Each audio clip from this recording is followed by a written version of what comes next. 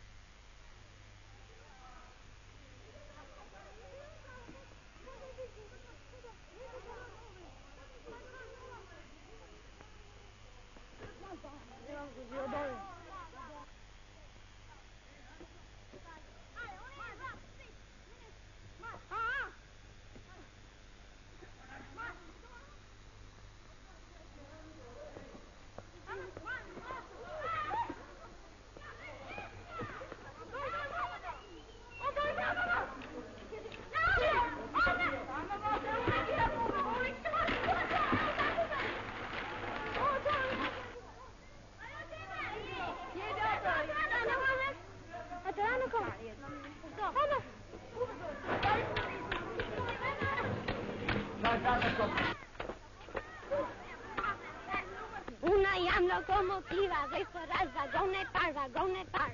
Unë jam vagoni par dhe së ras vagone dyt. Para. Treta.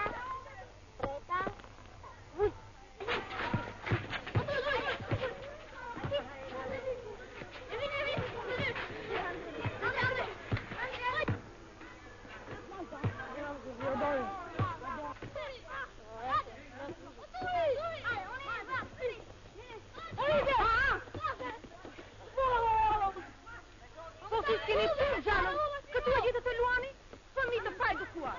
Një strejtë.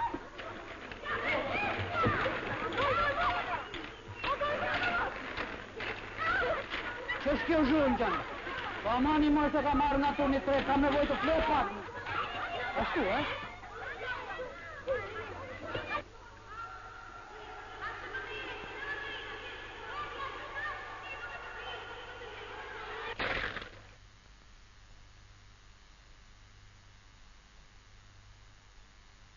Shoku Gjergji, është detyrë e këtij instituti që krahas godinave të banimit të mendojë edhe për krijimin e shesheve të lërave për fëmijët?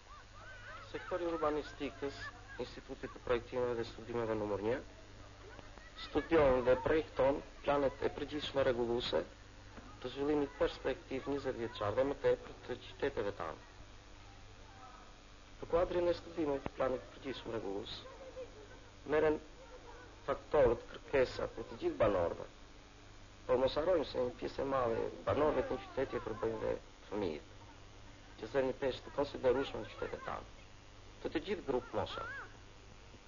Kështu që edhe fëmia, ose grupi fëmijëve, do të thesha grupë moshat parashkollore edhe të ciklit të ulët, kërkojnë një vëmendje të veçantë për objektet ku do të pushoj ose do të frekuentoj këto grupë mosha. Në këtë kuadër, planin e përgjithshëm rregullues të qytetit, merren parasysh vendet, objektet ku periodikisht do shfrytëzohen nga këto grup mosha.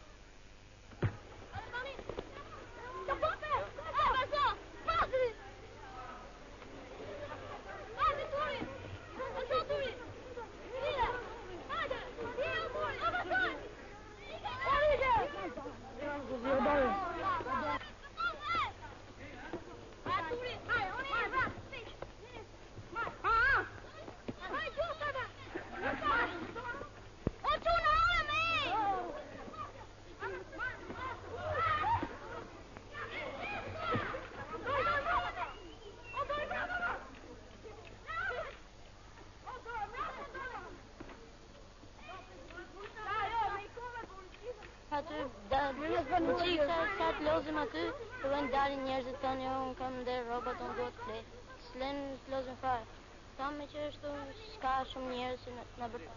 Po ja, ishin duke lujtë në fusha tjerë dhe erojna për zuri. Vend tjetër me lujtë nuk kemi. Nga pëllati nga pësun, ku të shkojnë? Po ja, ti kishim një fushë të vogël, pa jo zënë, kam fut tulla, llaqë. Edhe kam fut edhe një vinç aty, po s'kene më se ku të luajnë. Në atë fushë kishim me zunë ato, kanë sjellë edhe materialin ndërtimit. S'keme më thonë se ku të luajnë, më të që erë të këtu nga për zunë. S'keme më. Orige! Orige!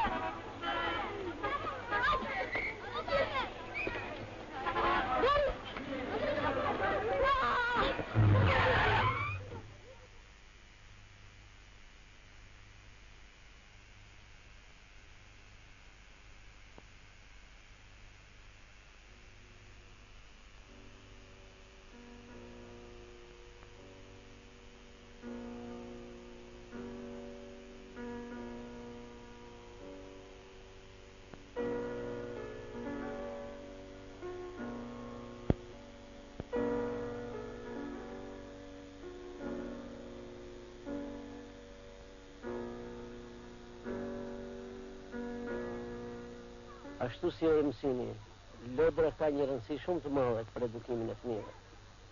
Të hysh në imagjinatën e kalamajve është mjaft vështirë, sepse ajo është një botë shumë e ndërlikuar që lidhet me të gjitha proceset psikike, lidhet me zhvillimin e aftësive, po veçanërisht me dëshirat që fëmijët kanë për të ardhmen.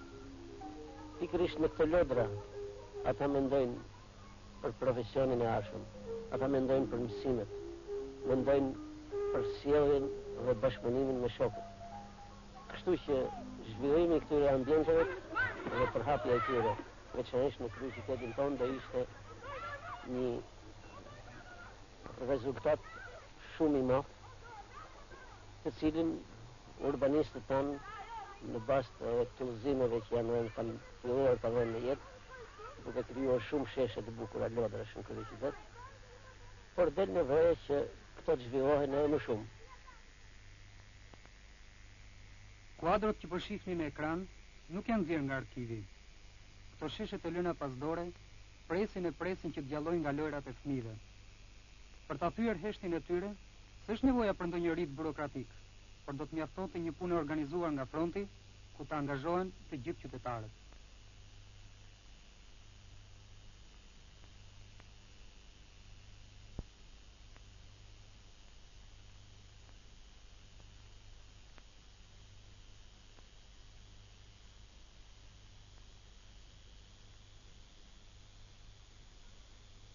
Vitin e ardhshëm do të fillojë ndërtimi i banesave mbrapa Hotel Tiranës me 8 deri në 12 kate.